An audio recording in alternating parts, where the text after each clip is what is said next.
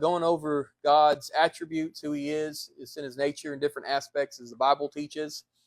In particular, we are dealing with an issue that comes up in the midst of dealing with God's character, and that has to do with our salvation and how God saved us, saves us, and will save us, and how we understand those things.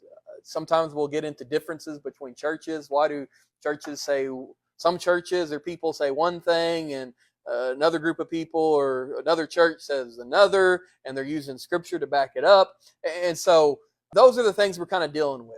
And we started already, so this is old stuff. We went through the aspect of God giving us choice, showing us there's a choice. Talked a little bit about the understanding of what people would consider free will.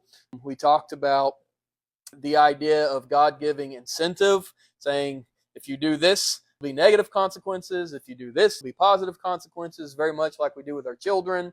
And all those different aspects come into how God saved us. And mainly it's because we have words in Scripture like predestinate and ordained and those kinds of things when we're talking about our salvation. So we dealt with both sides already.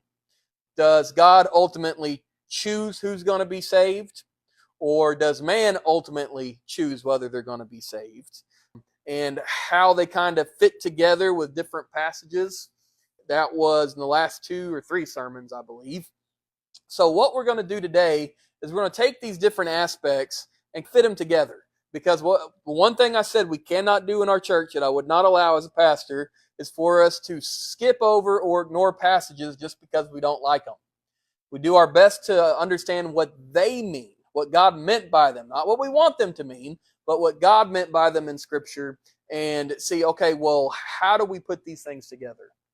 All right, so with that, we started this whole journey with this word foreknow.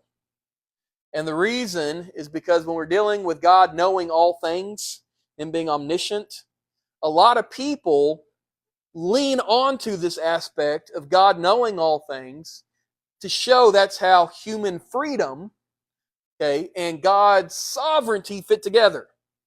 And what this group of people say is, well, yes, God gives freedom of choice to a person. What He does is He looks into the future and sees how we'll choose. So from the beginning of time, God knew everything that was going to happen. And He looked way into the future, for example, and He saw on